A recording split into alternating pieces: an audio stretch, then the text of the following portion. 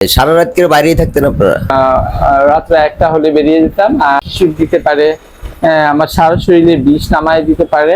আসসালামু আলাইকুম। আজকে আবারও চলে আসলাম পুষ্পিতা হিজরার বাসায়। আর আজকে আমরা পুষ্পিতা হিজরার গোপন কথা ফাঁস করে দিব। আর পুষ্পিতা আপু, তুমি কেমন আছো সেটা বলো আগে। ওয়ালাইকুম আসসালাম, আমি অবশ্যই ভালো আছি। হ্যাঁ ভাই, আপনি আমাকে হিজড়া বলে সম্বোধন করেছেন, আমি মাইন্ড করিনি কিন্তু, কারণ আমি তো সত্যি সত্যি থার্ড জেন্ডার।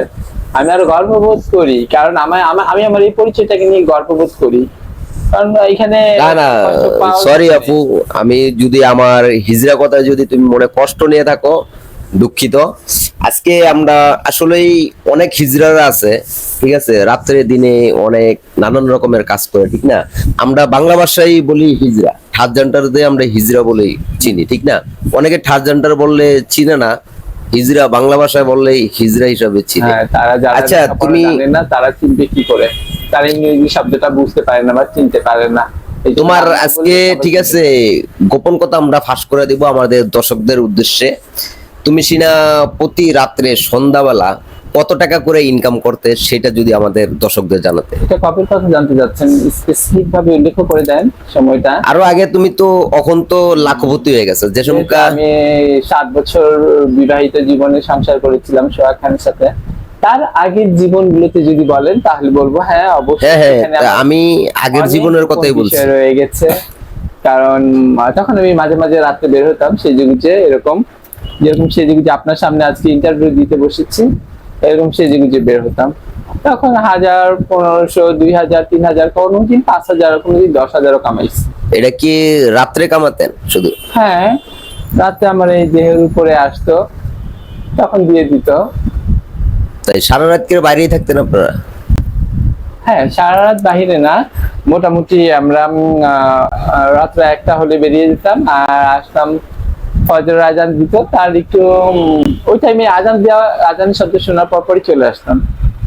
আপনাদের কি এর চাহিদা ছিল কিরকম? 50 টাকা না 20 টাকা সেটা বলেন। আসলে আমার কোনো চাহিদা ছিল না, আমি বলি আমার যারা ভাই বোন আছে, হিজড়া বোন, এদের অনেক চাহিদা, কারণ ওরা অনেক জায়গায় ভালো থাকেই থাকে।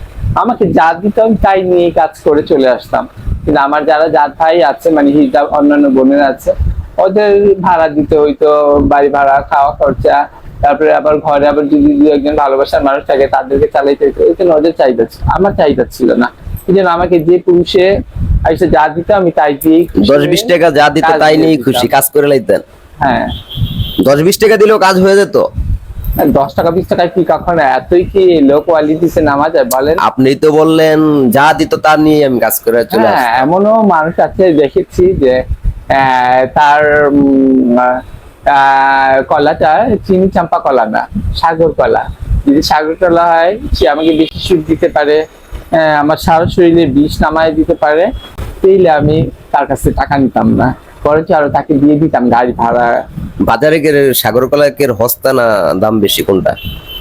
জি, বাজারে সাগর কলা এটা কে হস্তা হয় না দাম বেশি সেটা বলছি। আসলে বাজারে সাগর কলা কিরকম, নসিবে থাকলে ওই যে বলে না, যদি থাকে নসিবে আপনি আপনি আসবে, নসিবে থাকলে 2-1 দিন আসে, আর নসিবে না থাকলে ছোট মোটো যা পাই না। যখন সন্ধ্যাবেলা সাগর কলা কিনতে যান, তাই না, এরকম করে করলাম সাগর কলাটা করলাম একটু নরমই থাকে, তাই না? এটা করলাম ভালো থাকে না, অনেকের এই খারাপ যেটা নষ্ট কলাটা সেটাই পান না, ভালো একটা কলা কিনানোর ব্যবস্থা করেন কোনটা? যারা রাতে বের হয়, বড় লোকের পোলাপাই নি বেশি বাইরে হয়, বড় লোকের পোলাপাই আর বেলাল লেখায় নাম লেখায়, দেখেন না? বড় লোকের ছেলেরা এই রাত্রে আবি টাবি খায়া পাগলের নাম হয়ে যায়, আইয়া তখন কলা না বিক্রি করে, তাই না? কাপড় চোপড় সব তুলায়া সব কিছু করে কাপড় দুপুর বেড়া করে, তখন টাকাও দেওয়া যায় তখন বেশি। কিরকম টাকা দেয়? আর আপনার কি ধারণা হিরোইন চিরা শুধু রাত্রে বের হয়? হিরোইন চিরা বের হয় চুরি চাচানি করার জন্য, হিরোইন চিরা এইসব কাজ করার লেগে বের হয় না ভাই, এসব কাজ করার এক শ্রেণীর লোকই আছে। তো আপনি স্বীকার করছেন আগে আপনি এক সময় রাত্রে কাজ করতে বেরোতেন, তাই না? হ্যাঁ, বের হইতাম, তবে কম। হ্যাঁ, গিয়েছি এর জন্য তো। আচ্ছা, যখন আপনি রাত্রে কাজ করতে বেরোতেন কয়টা সাগর কলা খেতেন সেটা বলেন। সাগর কলা 2-1টা আসতো, আর এছাড়া সবরি কলা, চিনি চাম্পা কলা, কবরি কলা, এগুলোই খাইতাম। ভ্যারাইটিস কলা আসতো, তাই না? রাইট ইজি পাওয়া যায়, সবসময় তো আর একরকম সাগর কলা পাওয়া যায় না।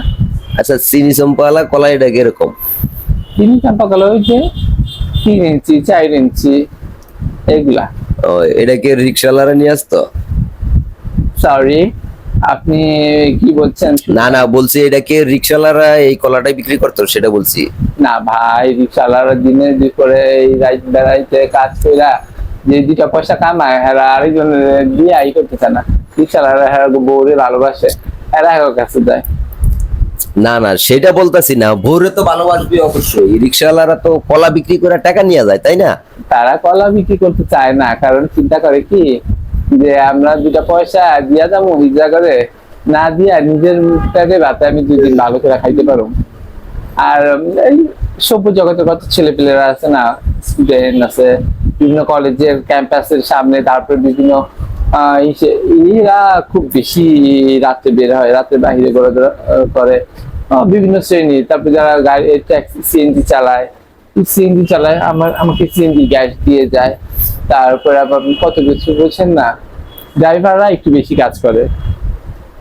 আচ্ছা, সিএনজি যারা চালায়, ঠিক আছে, গ্যাস দিয়ে গেলে আপনি গ্যাসটা কিরকম নিতে পারেন সেটা কোন?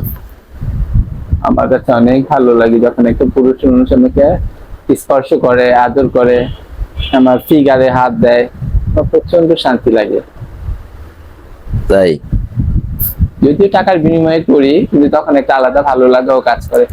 এখনো শারীরিক চাহিদা তো জৈবিক চাহিদা, এটা থাকে। এখন যদি আপনার কেউ যদি টাকা হাতে, ঠিক আছে, পুষ্পিতা আপু, তোমাকে আমি 1000 টাকা দিলাম, তুমি আজকের রাতটা আমার সাথে কাটাবা, আপনি কি বলবেন?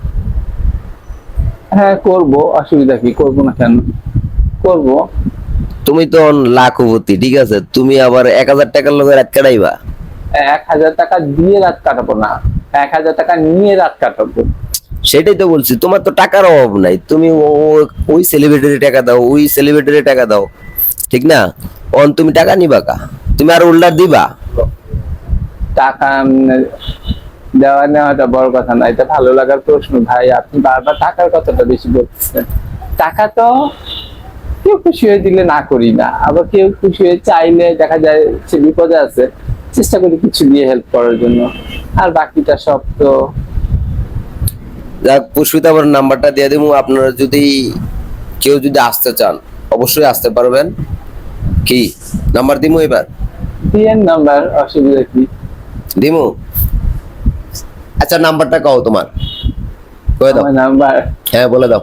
019336187। আমরা বললাম এই স্ক্রিনে, ঠিক আছে, নাম্বারটা দিয়ে দেবো, অবশ্যই কল দিয়ে চলে আসবা পুষ্পিতাপুর বাসায়।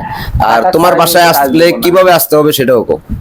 না, যেভাবে আসতে হোক ফোনে কন্ট্যাক্ট করে আসবেন, কিন্তু টাকা ছাড়া কিন্তু কাজ হবে না। টাকা ছাড়া যে শুধু শুধু ফোন দিবা তার খবর আছে। আচ্ছা, টাকা তো দিবেই, সমস্যা নাই। তোমার বাসায় আসবে কিভাবে? তুমি তো মিরপুর 2-এ থাকো, তাই না? কিভাবে আসবে ঠিকানা দিয়ে দাও, যেরকম একবারে আয়া বাসার উপর 3 তলায়। আশ্চর্য, ঠিকানা ফোনে কন্ট্যাক্ট করে নেব, ঠিকানা আমি ফোনে কন্ট্যাক্ট করে নেব। আচ্ছা, অবশ্যই আপনারা নাম্বারটা আমি স্ক্রিনে দিয়ে দেব, আপনারা অবশ্যই কল দিয়ে আসবেন।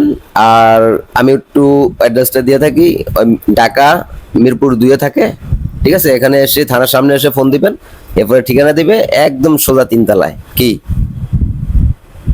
আচ্ছা, আজকের ভিডিও এই পর্যন্ত। আল্লাহ হাফেজ, ভালো থাকবেন আপনারা। আল্লাহ হাফেজ।